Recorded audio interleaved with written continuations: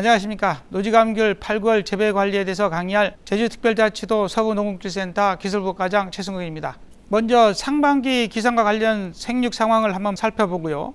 그 다음에 8월 이후 기상 관련 생리장애 및 병해충에 대해서, 그리고 적과 및 여름 전쟁에 대해서, 그 다음에 품질 향상을 위한 재배 관리에 대해서 순차적으로 강의토록 하겠습니다. 먼저 상반기 기상 현황입니다. 1월부터 6월까지 그 금년도 평균 기온을 보시면 2월 달에 예년에 비해서 온도가 높은 그거 외로는 거의 전평년 비슷하게 이 온도가 흐르고 있습니다. 이 월별로 흐름은 그렇게 가고 있습니다만은 부분적의 온도 변화는 큰 차를 나타내고 있어서 여러분 이렇게 일반적인 우리가 보는 기온의 기준과는 좀 틀리게 흐르고 있는 것을 알 수가 있습니다. 최저 기온도 마찬가지입니다. 이게 평균기와 마찬가지로 큰 편차가 없이 이게 전평년과 대비 흘러가고 있습니다. 그 다음에 최고 기온도 거의 비슷한 수준으로 흐르고 있고요. 강수량을 보면 이게 대체적으로 전년도에 5월에 강수량이 극히 적었던 반면에 이게 올해 같은 경우는 예년에 대비 2배 정도의 그 강수량을 보여주고 있습니다. 그래서 실질적으로 전년보다는 약 500mm 이상이 비가 더 내리고 있고, 그 다음에 6월도 마찬가지 예년과 평년에 대비해서 한 200에서 150 정도의 강수량이 더 내리고 있습니다. 그래서 실질적으로 5월, 6월, 7월간의 강수량을 비교해 보면 거의 1200mm 이상 비가 내리는 것을 보여줄 수가 있습니다. 해비침 시간을 보면은요, 지금 6월까지 해비침 시간은 크게 부족함이 없습니다. 5월에 약간 해비침 시간이 적긴 하지만서도 6월까지는 괜찮습니다. 그렇지만 7월이 되면서 6월 말 7월이 들어서면서는 거의 해가 비치고 있지 않습니다. 그래서 지금 7월 6월 말부터 시작해서 7월 18일까지 우리가 해비침 시간을 보면 서귀포 기상대 기준에서 25시간 정도를 비추고 있어서 한 이틀 정도 이게 해가 비친 그런 정도를 보여주고 있습니다. 그래서 이 해비침 시간을 이렇게 연도별로 이렇게 비교해 보면 2023년도, 그 다음에 22년도, 21년도, 그 다음에 19년도 해비침 시간을 이렇게 비교해 봤습니다. 이게 보시면 2023년도에 그 해비침 시간이 보면 거의 그 주변의 다른 그 해에 비해서 훨씬 그 해비침 시간이 적고, 그 적은 정도가 심해서 이게 기상적인 영향으로 인해서 감귤나무에 여러 가지 영향을 미치고 있는 것을 볼 수가 있습니다. 그래서 우리가 생리학과 기간에 또 기상을 한번 살펴봤습니다. 이게 5월 달부터 5월 10일 경기서부터 시작해서 7월 15일까지 기상을 쭉 살펴보면요, 우리가 이렇게 꽃이 많았던 해가 2016년도입니다. 2016년도하고 원래 23년이 거의 그 비슷하게 꽃이 왔는데, 그 꽃이 떨어져가는 열매가 떨어지는 낙과 기간의 기상을 보게 되면 대개 보면 큰 차를 보일 수가 있습니다. 지금 파란색 그 점선으로 보이는 것이 우리가 일반적으로 이게 그 전년 2016년도 이게 최저 기온이고요. 빨간 그 줄로 보이는 것이 이제 2023년 최저 기온입니다. 기온상으로 보시면 지금 5월 달도 그렇고요. 그 다음에 7월 달에서 보시면 이게 이 최저 기온이 심하게 높게 올라가는 걸 볼 수가 있습니다. 이런 상황에서 낙과도 많이 되고 있어서요, 지금 5월에 낙과량이 엄청나게 된 상황입니다. 물론 초반에는 온도가 저온으로 흐르면서 낙과가 덜 됐습니다만은 이게 5월 후반기라 6월 상반기, 그 다음에 7월에 보시면 이게 기상 악화로 인해서 낙과가 많이 되는 것을 볼 수가 있습니다. 그래서 우리 생리낙과를 한번 살펴보았습니다. 2010년도와 2020년도 생리낙과 총 생리낙과를 봤는데, 지금 누적으로 되어 있는 부분이 이게 그 1, 2차 낙과 누적으로 표시가 되어 있고요. 지금 파란색 계통이 이게 2023년, 그 다음에 붉은색과 녹색 계통이 2016년 그 낙과 상황을 보여주고 있습니다. 이 상황을 보여주고 있는 거 보면 2016년도에 비해서 이게 5월 중하순이 넘어가시면서 이게 이 생리 낙과가 2016년도에 2020년도가 많이 낙과가 되고 있는 것을 볼 수가 있고 누적 낙과량도 많은 걸 볼 수가 있습니다. 그래서 실질적으로 지금 우리 올해 낙과율은 거의 92% 정도가 낙과되는 걸로 지금 조사되고 있습니다. 그래서 2023년도 1차 낙과와 2차 낙과의 그 파상을 한번 봤는데요. 지금 파란색으로 보이는 그 1차 낙과 때 보시면 초반기에는 낙과가 잘 안 되고 있습니다. 하지만 5월 25일 지점으로 해서 그 순위에 보면은 낙과가 1200개 이상 이제 낙과되는 그런 것들을 볼 수가 있습니다. 그리고 이렇게 6월 상순에 보면 그 붉은색 계통이 높게 치솟오른 그 파상을 볼 수가 있는데 이게 2차 낙과가 보여주는 건데요. 2차 낙과가 거의 매일 200개 가까이의 그 떨어지는 열매를 떨어지는 걸 볼 수가 있어서 2차 낙과가 6월 상순에 이미 많이 되고 있음을 볼 수가 있습니다. 그래서 나중에 6월 중순에서부터 시작해서 6월 말까지 안정적으로 생리낙과가 거의 끝나는가 싶었습니다만은 이게 7월에 들어오면서 다시 낙과가 지속이 되는 것을 볼 수가 있습니다. 그래서 일부에서는요, 지금 7월 달 이후에 낙과되는 것을 이렇게 기상재해로 봐야 된다라고 이렇게 보는 견해가 많습니다. 그래서 일반적인 그 낙과량보다는 추가적으로 2차 낙과 형태의 3차 낙과가 많이 이루어지는 것을 볼 수가 있습니다. 이렇게 2, 3차 낙과가 많이 되다 보니까 농가분들은 많은 걱정을 하고 있습니다. 이게 원래 열매가 전부 다 대과가 될 거 아닌가 이런 걱정도 하고요. 그 다음에 이 수량이 떨어질 거 아닌가 이런 생각도 많이 하고 있습니다. 하지만 실질적으로 우리가 낙과량이 조기 낙과가 많이 됐다고 해서 전체적인 생산량이 줄어드는 것은 거의 없습니다. 대체적으로 생산량은요, 이게 이 열매가 낙과가 많이 되면 열매가 커지면서 큰 열매로 인한 수량이 증가되는 것을 볼 수가 있습니다. 그래서 원래 2023년도, 2016년도와 비슷한 형태의 그 생산량을 보여줄 걸로 보여주고 있습니다. 지금 사진에서 보는 것처럼 낙과가 많이 되다 보니까 낙과가 된 그 꼭지가 그대로 썩 부패되는 그런 상황을 볼 수가 있습니다. 저기 보면 그 흑점병균에 의해서 감염이 되고 있는 그런 상황을 볼 수가 있는데요.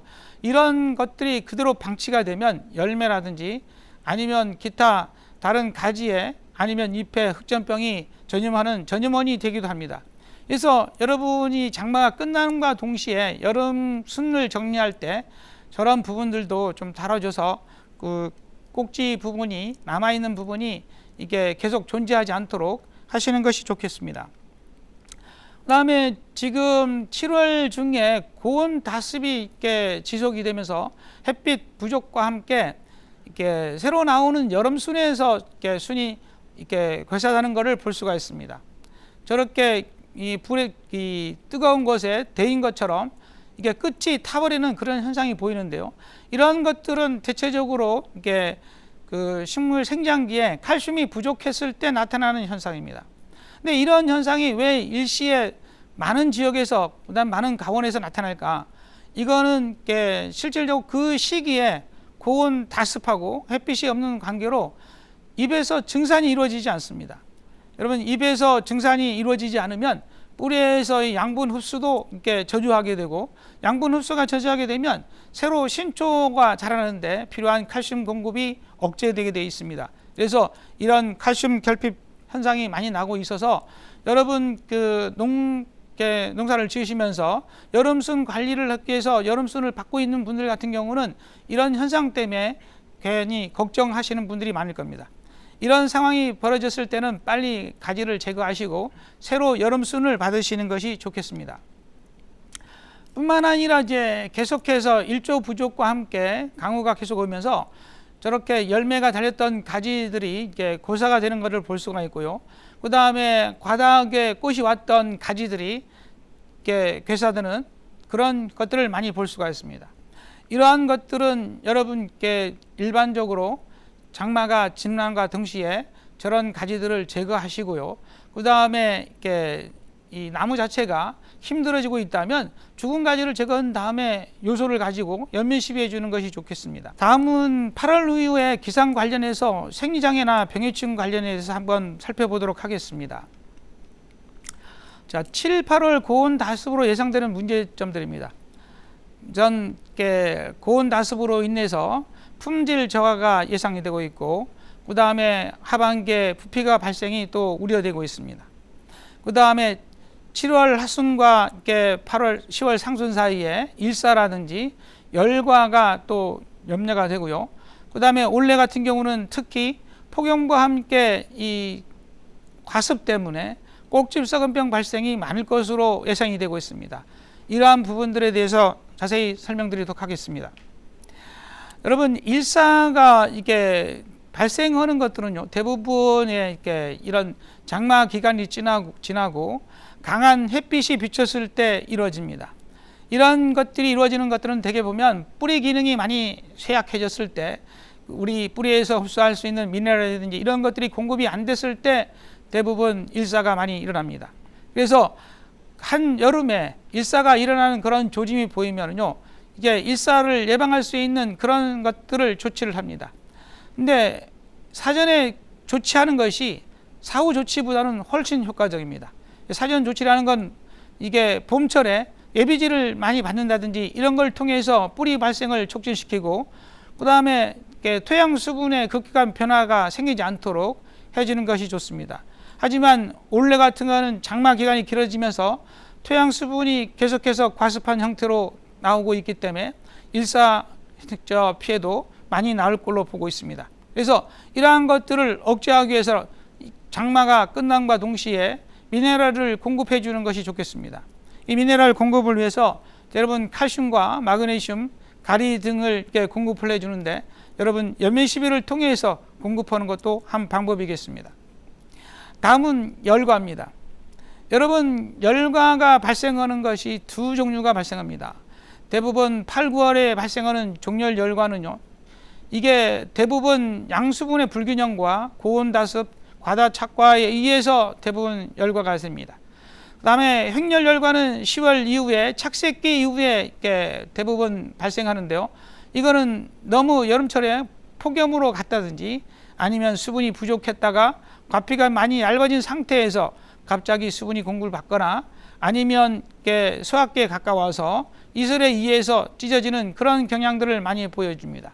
그래서 이런 종열 열과와 횡열 열과를 막기 위해서는 대체적으로 조기에 열매 섭기를 한다든지, 아니면 단수가 너무 오래되거나, 아니면 원래처럼 비가 많은 해는 괜찮습니다만은 비가 많지 않은 해 같은 경우는 소량의 관수를 해주는 것도 한 방법입니다.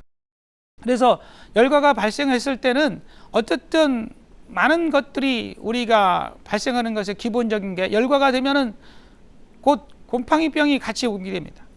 대부분 곰팡이병이 오는데, 특히 잿빛 곰팡이병이 같이 와서 썩게 되면 대체는 진물이 흐르면서 일반적으로 이렇게 밑에 있는 다른 열매까지 이게 피해를 주는 그런 경향이 있으므로, 여러분 열과가 됐다 해서 대부분 4, 5일 정도 지나면 그 열매 색깔이 변하기 시작합니다.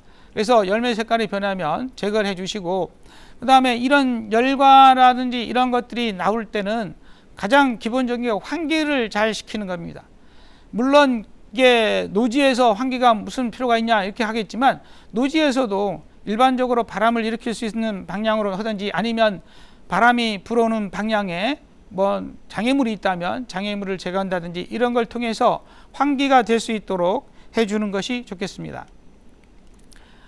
그러면 일사를 보면서 아까 했던 일사 내용입니다만은, 일사가 계속해서 나오는 것이 일반적으로 이렇게 표면이 이렇게 열매가 이렇게 이 강한 햇빛에 의해서 이제 갈변되는 그런 현상을 보여주는데요. 이러한 것들이 나오는 것들을 보면 대개 보면 이 대부분 질소 함량이 많은 그런 경우에 그런 식이 많이 됩니다.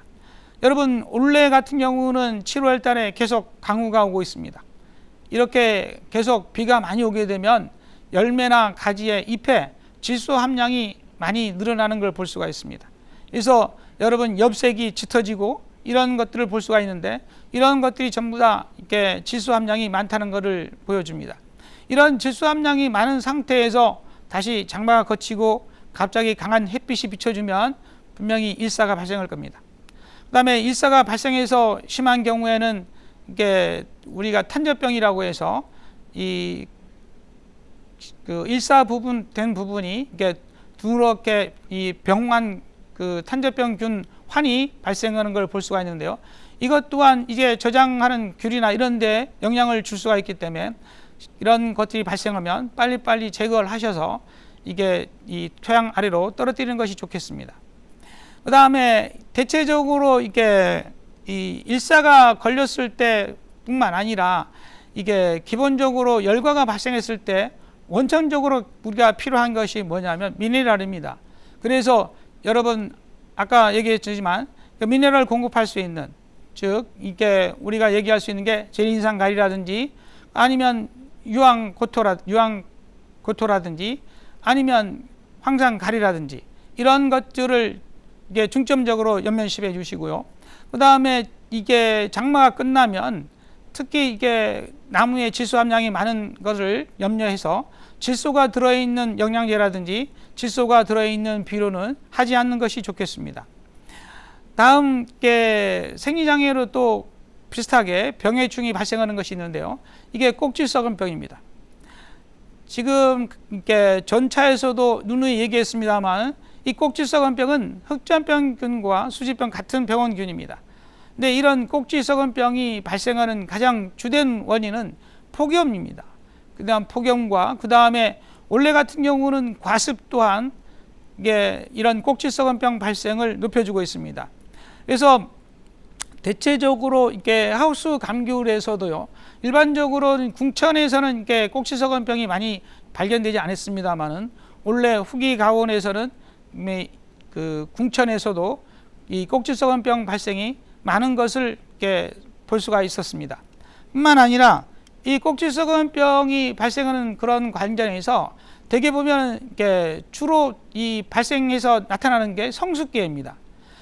보통 착색기 시작되는 그 시점에서부터 시작해서 수확기까지 끊임없이 조금씩 떨어집니다. 노지에서는 조금씩 떨어지기 때문에 대부분의 사람들이 이게 꼭지썩은병이 걸렸는지 아닌지 잘 모릅니다. 하지만 저희들 추정 치료로 이게 일반적으로 꼭지썩은병으로 노지에서 떨어지는 것이 우리가 궁천 이 품종을 기준으로 했을 때 한 5%에서 15% 정도가 이게 꼭지썩은병으로 떨어지는 걸로 이렇게 추정하고 있습니다. 여러분 5%에서 15%면은 뭐 크게 많지 않겠지. 여러분 또 수학기에 가서 보시면 떨어지는 게 많지 않으니까 별로라고 생각을 할 겁니다. 하지만 꼭지썩은병이 걸려서 떨어지지 않더라도 수확 후에 보시면 대부분 수확 후에 이 컨테이너 위에 이게 보시면 일주일도 되기 전에 꼭지가 마르면서 꼭지가 떨어지는 그런 것들을 많이 볼 수가 있습니다.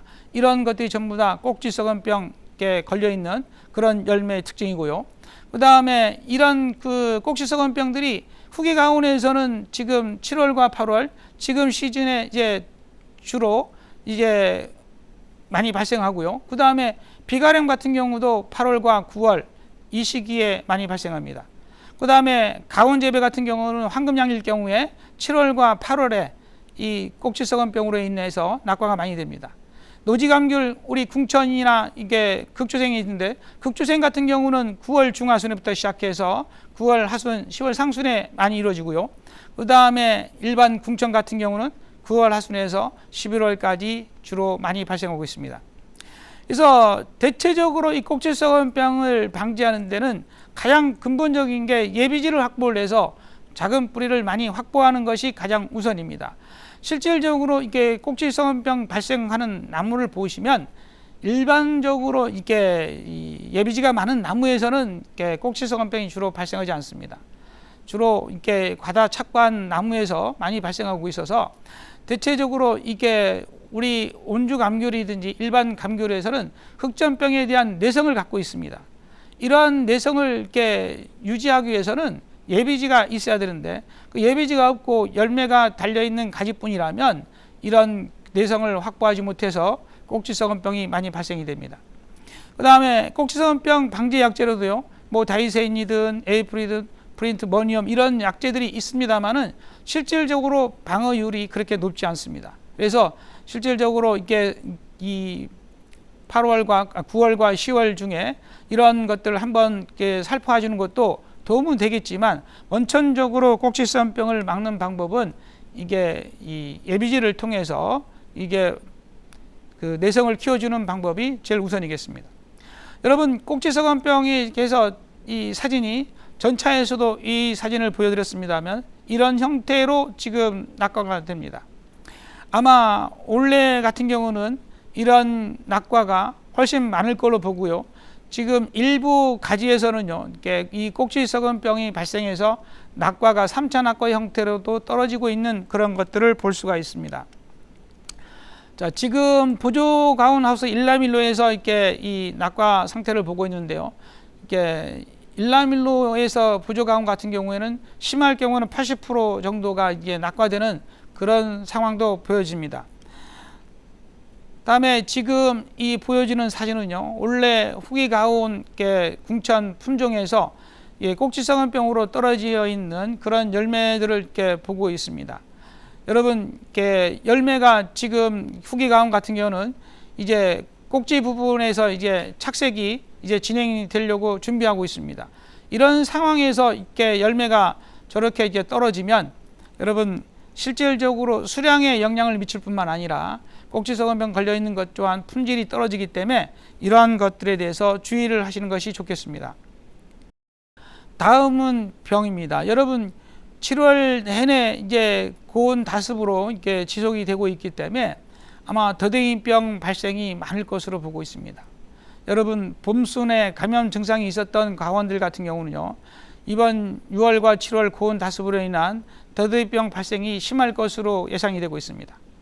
물론 햇빛이 비추자마자 여러분께서는 전용 약제를 활용해서 방제를 하고 있을 겁니다만은 장마가 끝나자마자 여러분 이 병든 가지라든지 열매, 잎 등을 제거하시고 그 예방약을 한번 했으면 좋겠습니다. 물론 이제 이 창가병 같은 경우는 이게 기온이 32도가 넘어가면 이게 감염이 잘 되지 않습니다. 하지만 여러분 이 여름철 기간 동안에도 과습이 된 상태에서는 야간의 온도가 예를 들어서 24도, 25도를 유지했을 경우에는 이게 창가병이 감염될 수 있습니다. 그래서 감염이 되어 있던 그런 가원들 같은 경우는 반드시 이게 창가병 약을 해주시는 것이 좋겠습니다.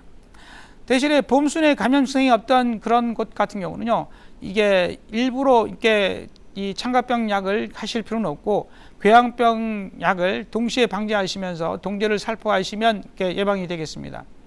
하지만 여러분, 그렇다고 해서 안심하지 마시고 과온을 꾸준히 예찰하시면서 혹시 이병 가지가 있거나 열매가 있는지 확인하셔야 됩니다. 만약에 이병이 확인이 되면 반드시 더댕이병 정류약제를 살포하셔서 예방하시는 것이 좋겠습니다. 이게 지금 원래 이 창가병 발생하는 그런 상황인데요. 열매나 이런 부분들이 열매의 창가가 늘게 되면 실질적으로 우리가 이게 수확해서 판매하는 것은 힘들어집니다. 그 다음에 지금 잎에서 감염되는 그런 증상들도요. 이게 곧바로 이게 이 창가병 같은 경우는 이게 가지나 이런 쪽으로 번성이 되면서 내년도에 또 감염원이 되기 때문에 보이는 즉시 빨리 제거하시는 것이 좋겠습니다. 다음은 궤양병입니다. 여러분, 원래 그 궤양병 예방을 위해서 4월, 5월에 엄청 예방을 많이 했을 겁니다.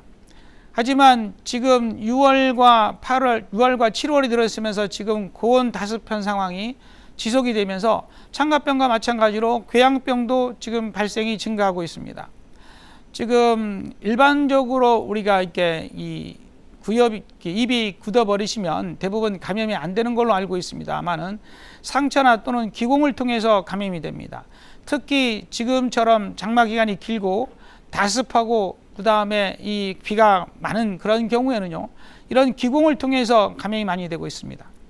그리고 또 이렇게 6월 가지라든지 7월 초에 나온 가지들 중에 대부분 비로 인해서 귤귤라방 방제라든지 이런 것들이 제대로 이루어지지 못한 경우에는 귤귤방랑을 상처로 인해서 그곳으로 통해 또 감염이 되기도 합니다. 그래서 일반적으로 궤양병이 발생이 하고 있다면 여러분 반드시 동제를 가지고 살포하시는 것이 좋겠습니다. 우선 그 장마가 끝남과 동시에 감염된 가지라든지 잎을 제거하시고, 그 다음에 여러분 7월에 이렇게 이 여름순을 이렇게 전정을 통해서 막고 있거나 아니면 여름순이 나와 있는 그런 그 과원 같은 경우는 반드시 보르도액이나 아니면 동제를 이용해서 이게 살포해 주시는 것이 좋겠고요. 그 다음에 여름순 관리 과원은 반드시 이렇게 순이 올라옴과 도시에 대부분 그 보르도액을 아니면 동제를 살포하시는 것이 좋겠습니다. 또 이제 8월이 지나고 9월이 가가면 대부분 돌풍, 강풍 이런 태풍의 영향이 분명히 있을 겁니다. 이런 때도 여러분 상황을 보시고 이 궤양병 예방을 해주시는 것이 좋겠습니다. 이게 지금 열매의 궤양이 지금 걸려 있는 상황을 보여주고 있고요. 그 다음에 잎과 가지에 궤양병이 걸려 있는 이런 상태를 보여주고 있습니다. 여러분 열매를 보시면 이게 판매가 안 될 걸 아시겠죠? 여러분 궤양병과 창가병은 열매에 감염이 되면 판매할 수가 없습니다. 그러니까 사전에 제거하시고 열매로 이행이 안 되도록 해주시는 것이 좋겠습니다. 다음은 역병입니다. 여러분 이게 강우가 많다 보니까 분명히 빗물에 의해서 이렇게 이 빗물이 튀어 올라서 이제 열매나 잎, 가지에 많이 물이 튈 걸로 보입니다. 이런 시기에 대부분 우리가 이게 역병균이 토양에 존재하면서요, 이 물줄기를 따라서 아니면 튀는 물에 의해서 이게 열매나 잎으로 이게 감염시키는 것을 볼 수가 있습니다.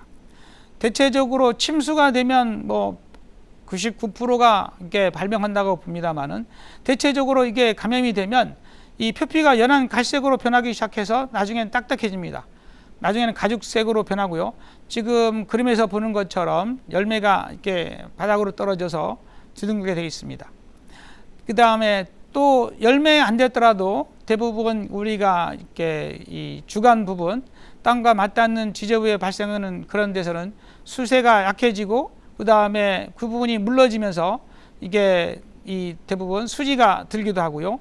그 다음에 그 부분이 썩어 내리면서 주변에 가지가 이게 이 낙엽이 되는 그런 것들을 볼 수가 있습니다. 이런 역병의 증상이 보이면요, 반드시 이게 가지를 제거하시거나 아니면 빗물이 튀지 않도록 하고, 그 다음에 침수가 됐다면 반드시 역병약을 해서 전용 약제를 살포하시는 것이 좋겠습니다. 다음은 적과 및 여름 전정에 대해서 한번 설명해 드리도록 하겠습니다. 여러분 대부분 적과 하면은 고전적인 적과가 대부분 어떻게 하냐, 1차 적과 하면은 하단부나 속가지의 작은 열매들을 따내는 것을 이렇게 1차 적과로 하고요. 2차 적과는 수상성과에서 병이충과 기형과 적과를 주로 합니다. 그래서 대부분 고전적인 방법은 1차 적과를 대부분 7월과 8월에 주로 시행을 하고요. 2차 적과는 9월 중순 이후에 진행을 합니다. 하지만 저희들이 이렇게 권장하고 싶은 새로운 적과 방법은 이렇게 고전적인 그런 적과 방법이 아니라 1차 적과로 상부에 대거가 될 수 있는 그런 열매들을 모두 따내는 겁니다. 그래서 여름순을 확보하는 거고요. 여름순을 확보 못하더라도 열매만 제거를 하더라도 2차적으로 이렇게 하부에 있는 작은 열매들이 상품률로 높아지는 것이 볼 수가 있습니다. 그 다음에 2차 적과는 수상성과로 병해충과 기형과는 고전 적과하고 같은 방식으로 해내면 되겠습니다. 그래서 새로운 적과 방법인 상부 적과를 통해서 열매를 상부의 열매를 안 달리게끔 쭉 하는 그런 겁니다. 그래서 일반적으로 우리가 대과가 되는 것들이 대부분 상부에 열매 한두 개 달려 있는 거라든지 아니면 짧은 이 봄순에 달려 있는 그런 열매들이 대과가 됩니다. 이런 것들을 제거해서 이게 하시게 되면 여름순도 나와주고요. 이런 부분들이 납니다. 지금 사진에서 보면 상부 적과 전에 이렇게 지금 열매가 달려 있는 모습이 보여집니다. 지금 그 붉게 동그라미 쳐져 있는 그런 부분에 보시면 지금 열매들이 달려 있는 그런 상황이 보고요. 대체적으로 저기 달려 있는 열매들이 대부분 우리가 사이즈가 대부분 이렇게 대과로 갈 그런 형태의 열매들입니다. 이거를 대체적으로 전부 다 열매를 따냅니다. 열매를 따내면 그 지금 그림에서 보는 것처럼 이게 가지가 열매가 없는 그런 가지를 만들어 놓습니다. 이게 상부적과입니다. 이런 식으로 이게 적과를 하게 되면 하단부에 있는 열매들이 상품률이 높아지고요. 그 다음에 이렇게 했을 경우에 열매가 없는 가지가 만들어짐으로써 이게 우리가 좀 더 이렇게 많이 하고 그 다음에 그 달렸던 가지를 이렇게 과일로 전정을 하면 여름순까지 받을 수 있습니다. 이렇게 여름순까지 확보가 가능하다면요, 이게 대체적으로 내년에 해거리를 막는데도 도움이 될 수가 있습니다. 하지만 해거리를 막지 못하더라도요, 저런 적과만을 통해서도 예를 들어서 우리가 되게 보면 12월이 됐을 때 보면 열매가 많이 달렸던 나무들이 이렇게 수세가 약해져서 노랗게 변하는 걸 볼 수가 있습니다. 근데 저렇게 적과를 해라 두시면 이렇게 수세가 약해지지 않고요. 그 다음에 이렇게 나무 수세를 유지하는 데도 도움이 됩니다. 일반적으로 그 다음에는 우리가 여름전정입니다. 여름전정은 대체적으로 우리가 열매가 많아서 여름순 발화가 힘들어 보이는 그런 나무들 같은 경우는요, 대부분 7월 중순 이전에 마무리가 돼야 됩니다. 그러지 않고 열매가 적거나 아니면 그 순 발생이 예상되는 나무들은 7월 하순에 하시면 되겠습니다. 여러분, 이 교육이 이 교육이 방영될 쯤 되면은 8월 달에는 여러분이 이미 이게 여름 전정이 끝나 있어야 될 겁니다. 그 다음에 그 상단부에 강에 뻗은 가지를 대부분 그 20cm 내외에서 절단하는데요. 대부분 열매를 제거합니다. 제거하시고 절단을 하시고, 그 다음에 열매가 없는 가지 같은 경우는 서 있는 가지들, 즉 45도 이상 서 있는 그런 가지에서만 대부분 순이 발생이 되기 때문에 그런 가지를 중심으로 해서 이게 많이 잘라 주시는 것이 여름순 확보에 도움이 됩니다. 그래서 만약에 봄순 확보가 많다면 굳이 여름 전정을 하실 필요는 없습니다. 이게 봄순 확보가 많이 됐다면 여름 전정 할 필요는 없지만, 만약에 봄순의 확보가 많이 되어 있지 않다면 여러분 상부 10에서 15% 정도의 열매를 따내시고 가지를 절단 전정하셔서 여름순을 확보하시는 것이 품질 향상이라든지 아니면 내년도 수세 확보에 도움이 되겠습니다. 지금 보시면 가지의 상부에 열매가 달려 있고 쭉 돼 있는 그런 것들을 볼 수가 있습니다만은, 이런 것들을 이렇게 전정을 해서 적과를 하는 것입니다. 지금 보시면 이게 열매를 따내고 가지를 솎아준 그런 모습입니다만은, 저런 가지들을 만들어 놓으시면 나무가 건강해지고 여름순이 발생합니다. 지금 보시면 여기도 마찬가지 지금 열매가 많이 달려 있습니다. 달려 있는데 요 달려 있는 부분들을 적과하시고 그 다음에 중간에 가지를 잘라 주시면 이 적과와 함께 여름 전정이 되시면 여름순 확보가 가능하겠습니다. 자, 그래서 우리가 적과나 여름 전정으로 이렇게 일부 여름순을 발생을 했다면 이 여름순 관리를 철저히 하셔야 됩니다. 그래서 병해충 방제를 철저히 하셔야 그 좋은 여름순으로서 내년도에 사용할 수 있는 그런 가지가 됩니다. 물론 여름순에 예상되는 병해충으로는요, 제일 먼저 발생하는 게 진딧물과 귤귤라방입니다. 그래서 여름순 발화가 시작되면 7에서 10일 간격으로 이게 진딧물 귤귤라방약을 방제를 해주시고요. 그럼 이런 방제 약제 같은 경우는 우리가 일반적으로 이렇게 사용하고 있는 총체 약하고도 같이 이용이 됩니다. 그렇기 때문에 대부분 이런 시기에 코니도라든지 모스피랑 비카드, 아타라 등등 이런 이게 그 진딧물 약제, 귤귤라방 약제 이러한 것들이 총체도 같이 이게 예방이 되기 때문에 이런 것들을 가지고 일주일 간격으로 이게 방제를 해주시는 게 좋겠습니다. 그리고 이런 여름순이 됐다면 올해 같은 경우에 지금 이 궤양병이 많이 퍼지고 있는 상황이라서 이런 그 여름순 초기에 궤양병 발생이 우려가 됩니다. 그래서 반드시 이 여름순을 관리하실 거라면 이게 초기에 동제를 이용해서 궤양병을 예방해 주시는 것이 좋겠습니다. 다음에 지금 전 차에서 이렇게 많이 얘기했습니다만은 이게 이 5월의 순이 늦게 많이 발화가 되면서 늘어지는 이렇게 가지들이 많이 발생할 거라고 얘기했습니다. 이런 늘어지는 가지들이 많이 발생했다면 지금 붉게 표시된 것처럼 이게 이 가지가 굴절되는 그런 부분에서 전정을 하시거나 순을 굳히셔서 그 부분에서 이렇게 새로 여름순을 확보하든지 아니면 늘어지는 가지라도 제거를 하셔야 이게 계속해서 이렇게 이 가지가 늘어지는 것을 막을 수가 있습니다. 그래서 이런 부분들에서 이게 절단을 하시고 그 다음에 여름순 녹화를 위해서 연면 시비를 해주시는 게 좋겠습니다.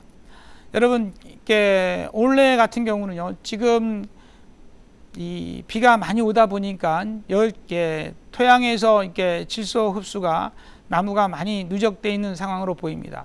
그래서 올해 같은 경우는요, 여름순 녹화를 위해서 굳이 이렇게 요소를 혼양해서 하실 필요는 없을 것 같습니다.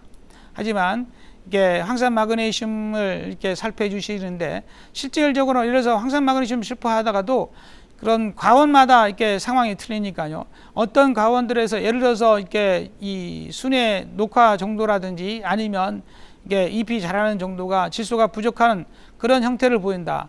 즉 이렇게 이 봄순의 잎색이 짙지 않다. 이렇게 할 경우에는 요소를 섞어서 해주는 것도 한 방법이겠습니다. 그래서 이런 시기에 특히 8월에 여러분께 이 녹화 촉진을 위해서 연면 시비를 해야 되기 때문에 이 시기에는 대체적으로 약해 발생이 많은 해입니다. 그래서 고온기 약해를 주의하셔서 반드시 이렇게 맑은 날 오전에 살포하셔서 이게 오후에까지 늦게까지 이렇게 마르지 않고 가는 일이 없도록 하셨으면 좋겠습니다. 대부분의 우리가 발생하는 영양제라든지 농약으로 인한 피해들은 대부분 이렇게 약이 빨리 안 말라서 발생하는 것들입니다.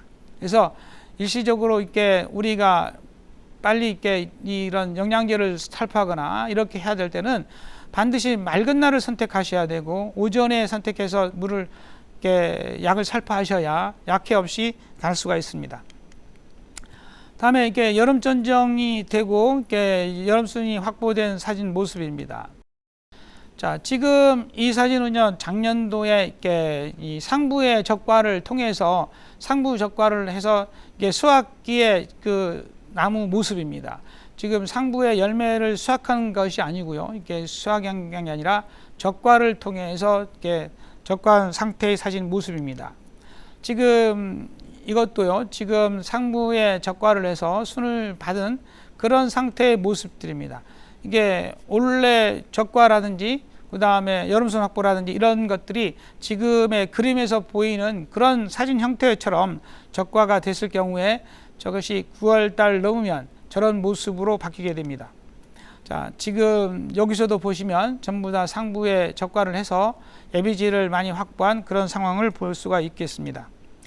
자, 여기서도 마찬가지고요. 그래서 여름순을 확보 차원, 그 다음에 예비지 확보 차원에서 적과한 모습입니다. 자, 지금 꾸준히 지금 적과들 한 모습들을 보여주고 있고요. 이렇게 하시면 지금 열매들의 상품이 하단부에 있는 열매 상품이 거의 우리가 원하는 상품 수준으로 이렇게 커져 있는 것을 볼 수가 있습니다. 이게 상품에서 이게 적과를 통해서 이게 이런 상품률을 높이는 그런 것들을 가졌으면 좋겠습니다. 그 다음에 지금 어린 나무들을 키우시는 분들이 있습니다. 특히 이제 유라 품종을 가지고 이제 키우시는 분들이 있는데 대부분의 지금 순을 이렇게 절단 전정하셔서 새롭게 받으시는 것도 한 방법입니다. 여러분, 예를 들어서 이렇게 마디에서 길지 않은 마디에서 이렇게 보통 한 뼘 이내에서 가지가 분지가 됐다면은 그거를 뭐 그냥 녹화시키면서 가져가도 좋습니다만은 그러지 않고 가운데서 하나만 쭉 올라와 있는 그런 순을 받고 있다면 그런 것들은 지금 사진에서 보이는 것처럼 보통 한 7, 8매 정도에서 전정을 하셔서 새롭게 순을 받아 가시는 것이 좋겠습니다. 지금 이렇게 전정을 해서 새로 순을 받아 가셔야 이게 비어있는 공간이 생기지 않고 나무가 건강하게 자랄 수가 있습니다. 이게 지금 다 새로 전정한 모습을 보여주고 있습니다. 지금은 전정에서 순을 받은 모습이고요.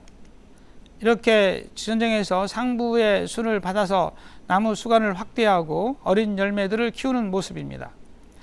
자, 지금에서 노지에서 지금 적과와 그 예비지 전정을 통해서 여름순을 확보한 사진 모습입니다.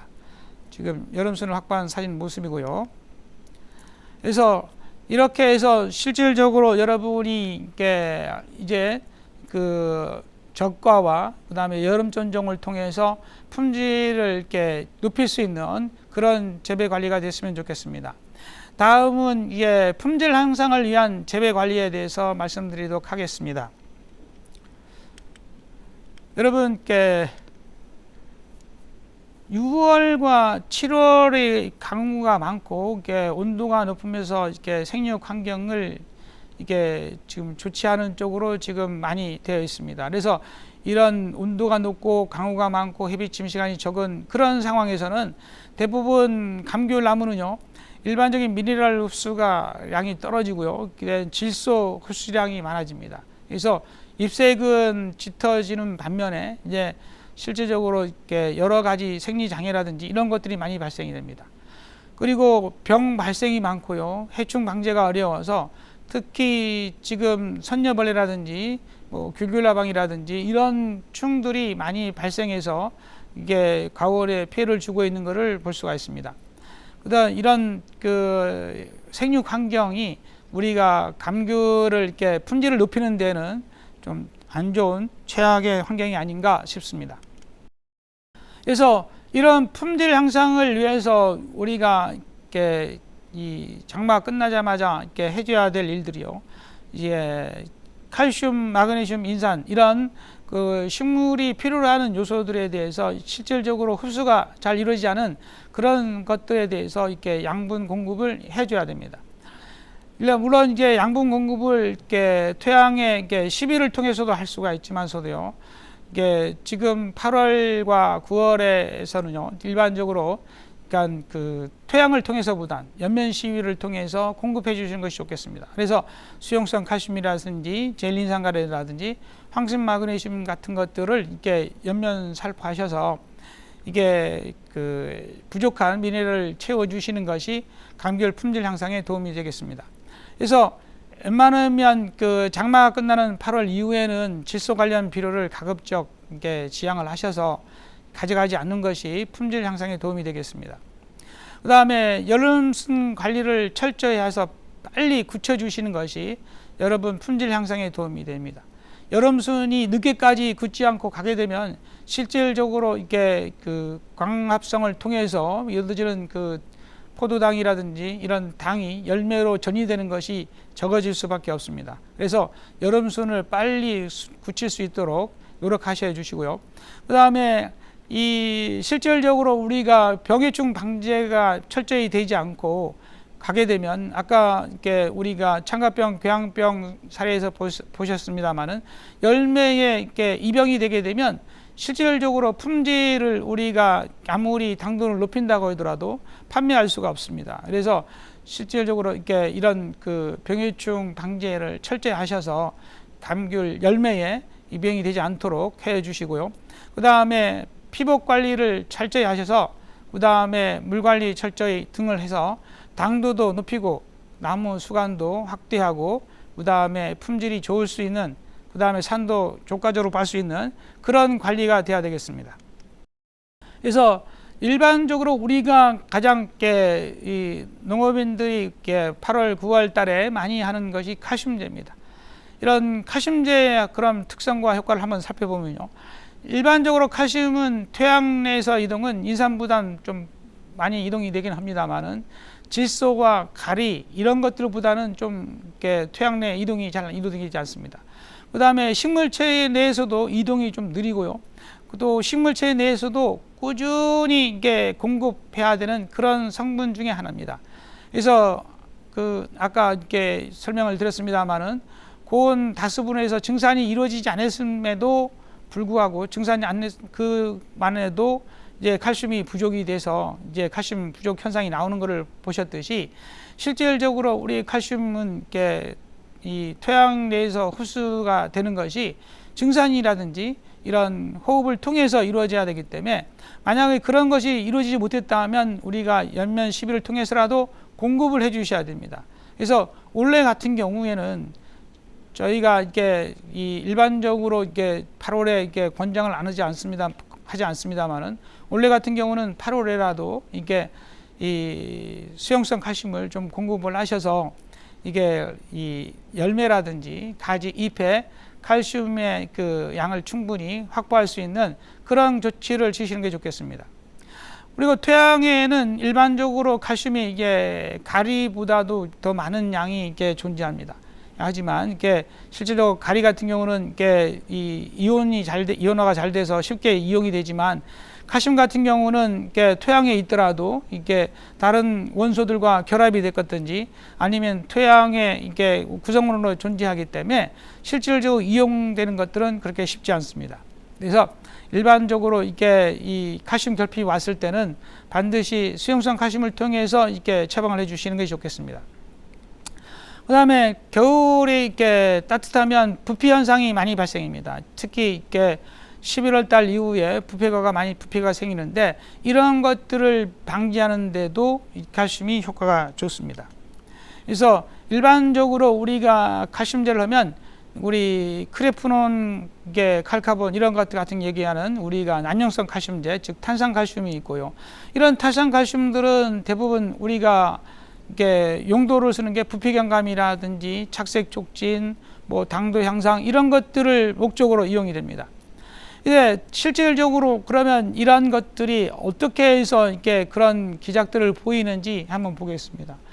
기공 중에 칼슘 입자가 부착하면 기공이 개폐 기능이 정지됩니다. 그래서 뭐냐면 그 크레프논이나 칼카본 같은 경우는 이게 실질적으로 탄산칼슘 같은 경우는 물에 녹질 않습니다. 가루 상태로 존재하고 있는데 이게 살포가 됐을 때 열려있는 기공의 그 입구를 막게 되면 그 기공이 차폐되게 되면 거기서 계속해서 수분 증산이 일어나고 이 수분 증산이 계속 일어나게 되면 수분 감소에 의한 당 농축 현상, 즉 예조 효과를 보이면서 이게 당도 향상 효과를 보입니다.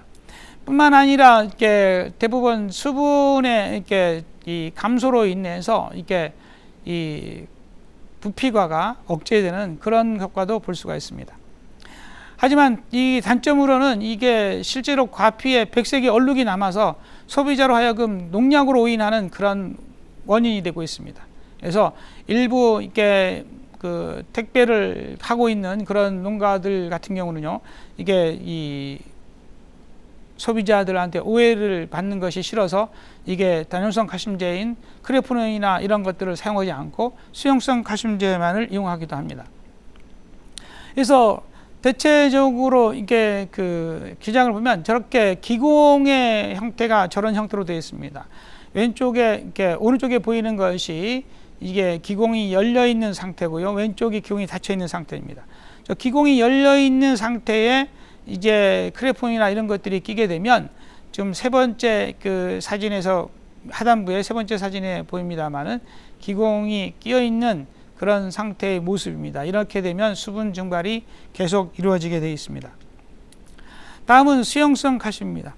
여러분, 수용성 칼슘은 이게 주로 이게 이 질산칼슘, 염화칼슘, 그다음 유기산칼슘, 유황칼슘 이런 즉 물에 이렇게 쉽게 녹을 수 있는 그런 구조로 되어 있는 칼슘제들입니다. 그래서 이런 칼슘제들은 이렇게 식물체 내에서 흡수가 가능하고요.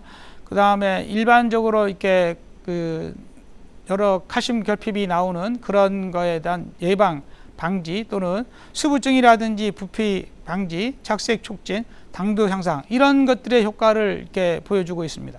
그래서 이런 특성으로는 대개 보면 이 뿌리로 흡수된 칼슘은 그 세포벽과 세포 사이에 있는 펙틴질이라는 그 카복실기하고 결합을 하게 되어 있습니다. 그래서 펙틴산 형태로 칼슘 형태가 존재하는데 이렇게 되면 대체적으로 이게 그 조직이 단단해지면서 이렇게 부피가 생기지 않는 그런 것들을 볼 수가 있습니다.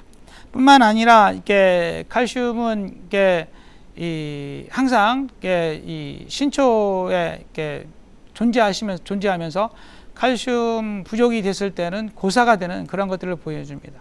그 다음에 일부 우리 감귤뿐만 아니라요, 다른 뭐 이런 그 품종들 같은 경우에서도요, 이게 고사가 되면 과일에서 이제 그 배꼽이 썩는 그런 것들이 많이 발생이 되는데, 우리 감귤에서도 이게 칼슘이 부족이 심하게 되면 그런 현상이 보일 수 있습니다.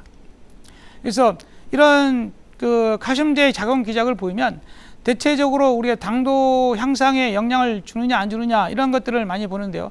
당도 향상에 주는데 가장 그 효과적인 그 기작을 보면, 여러분 이게 수용성 칼슘제는 이렇게 살포하게 되면 과실 표면에 있는 왁스층을 이렇게 파괴하게 됩니다.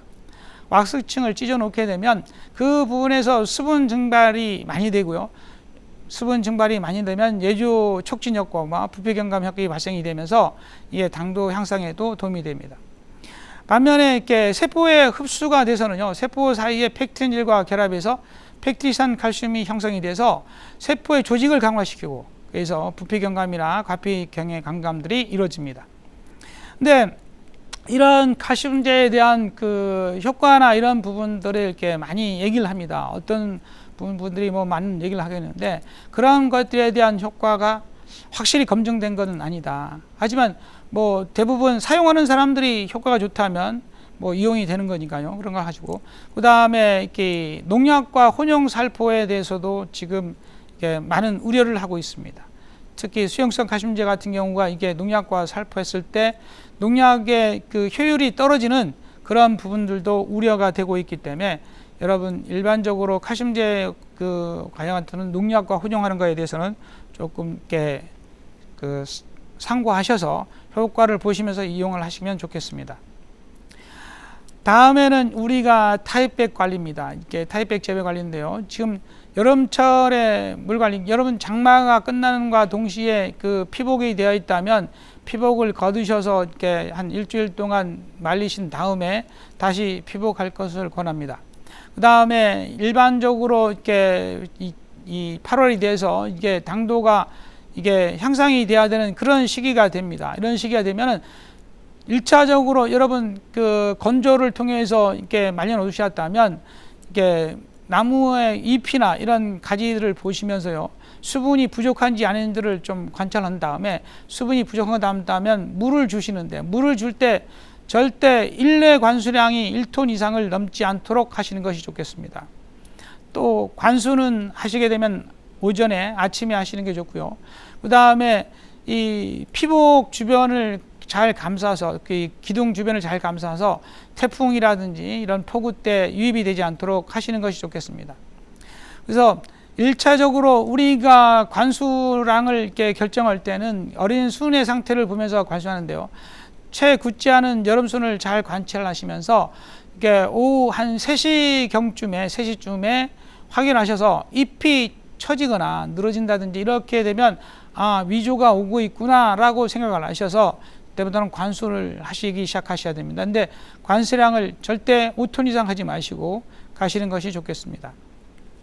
그래서 9월 이후에도요, 여름 계속해서 이렇게 그 물을 주시는데, 이때는 물을 주는 주기를 조금 늦춰서, 만약에 8월에가 물을 주는 게 이틀에서 5일 사이에 물을 만약에 주고 운영하셨다면, 이제 9월 이후에는 7일에서 10일 정도의 이렇게 물을 주는, 1차례 주는 그런 형태로 물을 관리하시면서 가시면 좋겠습니다.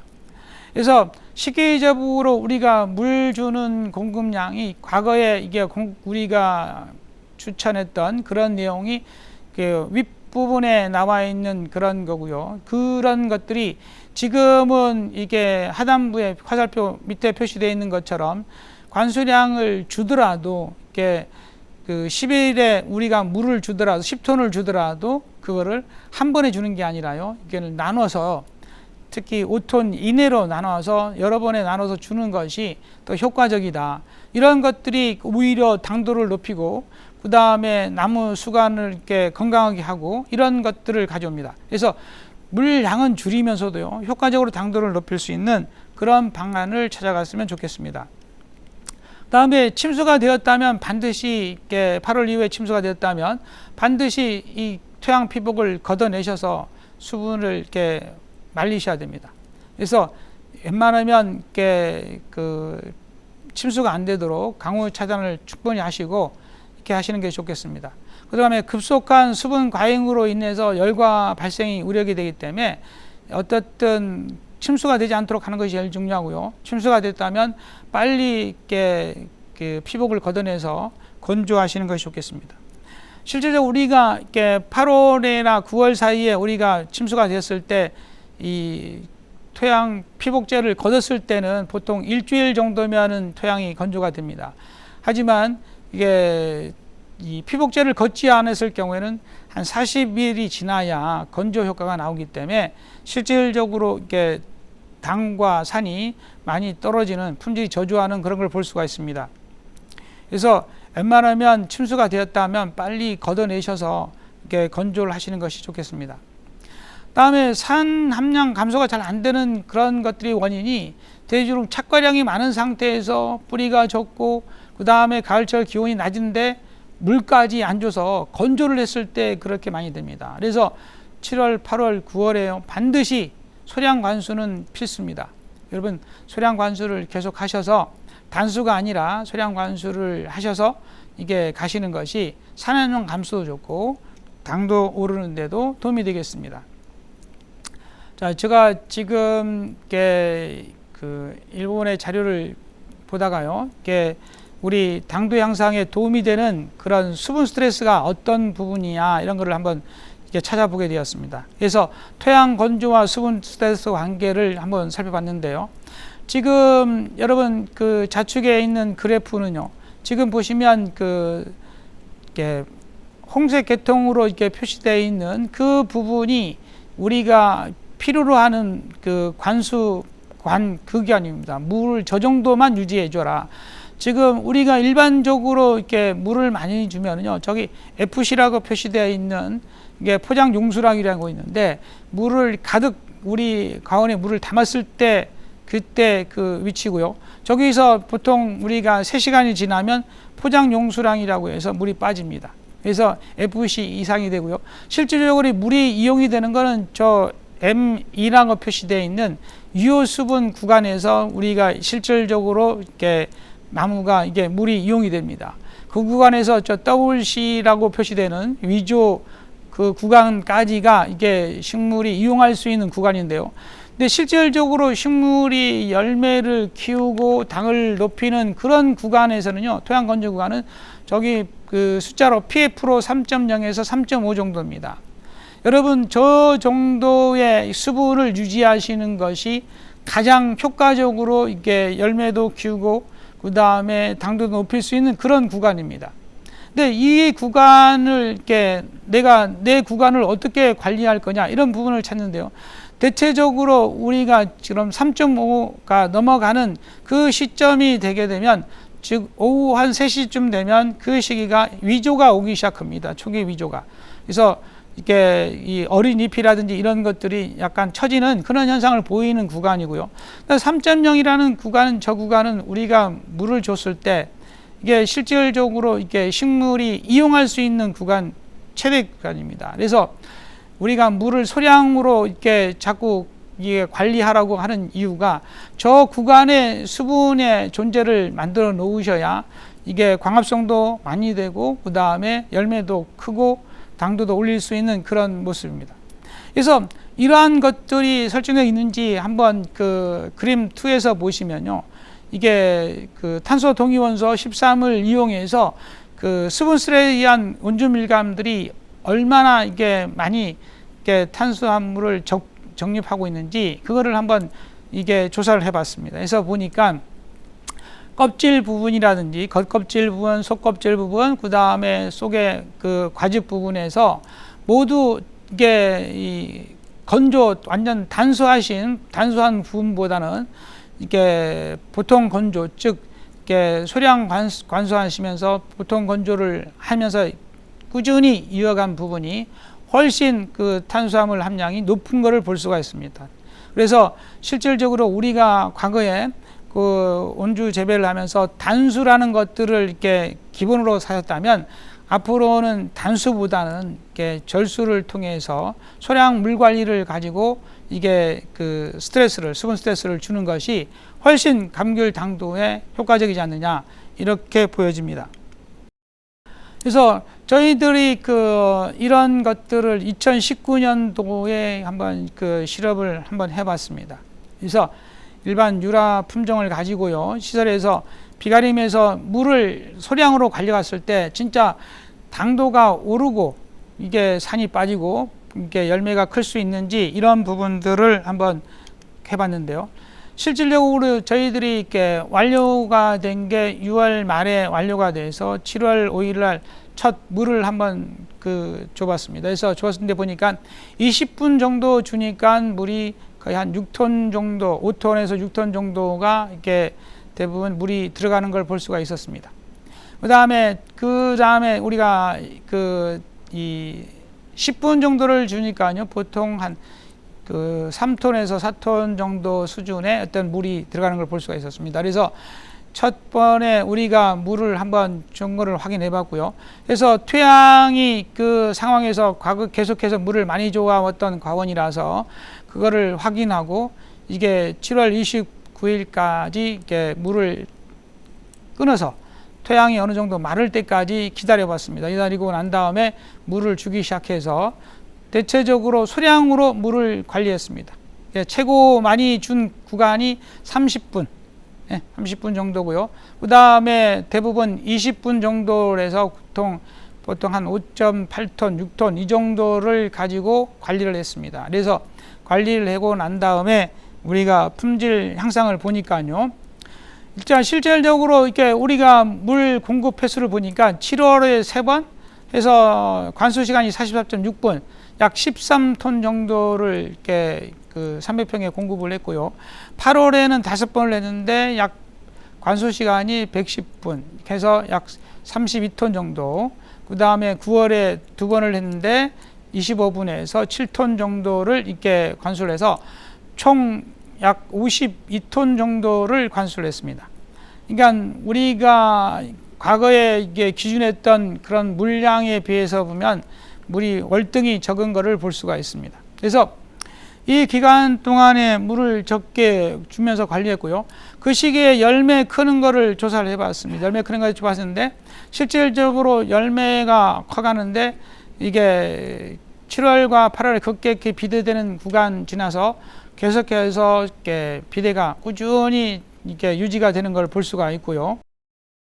그 다음에 품질에서도 당과 산을 비교해 봤습니다만은 당도가 이렇게 유지되는 것도 꾸준히 증가하는 걸 볼 수가 있습니다. 산 함량도 꾸준히 감소가 되는 걸 볼 수가 있어서 실질적으로 이렇게 이 소습을 가지고 이게 적은 양의 물량을 가지고 이게 관수를 했을 때 당도와 산이 이렇게 정상적으로 증가하고 빠지고 그 다음에 열매가 오르는 그런 것을 우리가 확인할 수가 있었습니다. 그래서 이런 거를 통해서 실질적으로 이렇게 해보니까 주변의 다른 노지에 비해서도 당도라든지 이게 산이 빠지는 정도가, 당도는 일반 노지에 비해서 당도는 보통 한 2.5브릭스에서 한 3브릭스 정도가 높게 형성이 됐고요. 그 다음에 산 함량 같은 경우는 한 0.25 정도가 더 낮은 형태로 운영이 되는 것을 볼 수가 있었습니다. 그래서 노지 감귤에서 이렇게 피복 재배를 해서 갈 때 굳이 꼭 단수라는 것을 통해서 너무 나무를 이렇게 힘들게 하지 마시고요. 그다음에 지금의 이게 또 많은 분들이 이렇게 이런 절수를 통해서 가는 부분들을, 소습을 통해서 가는 부분들을 이용해서 당도를 향상시키는데, 과거에 우리가 이렇게 성모기 시간 과원에서 13브릭스 올리는 게 힘들었다면 지금은 15, 16, 17브릭스까지도 꾸준히 올릴 수 있는 그런 것들을 보여주고 있습니다. 그래서 이렇게 서귀포 아니면 중문, 위미 관내에서도요, 일부 농가들에서 이렇게 궁천 품종에서 1월 달에 당도가 15, 16을 이렇게 17까지 보여주는 걸 볼 수가 있었습니다. 그래서 여러분도 이렇게 이런 그 품질 향상이나 이런 것들을 위해서 관리하실 때 철저하게 이렇게 과학적으로 운영을 하셔서 그냥 물을 이렇게 안 주고 가겠다, 그 다음에 물을 너무 많이 주고 산을 빼겠다 이런 게 아니라 소수부로 조금씩 계속 주면서 가시면서 일도 시키고 그 다음에 당도도 올리고 산도 빠지고 그 다음에 이렇게 품질이 높은 그런 형태의 나무 그 감귤을 생산할 수 있도록 해서 올해도 이렇게 풍성한 그 가을이 됐으면 좋겠습니다. 여러분 강의 들으셔서 감사합니다.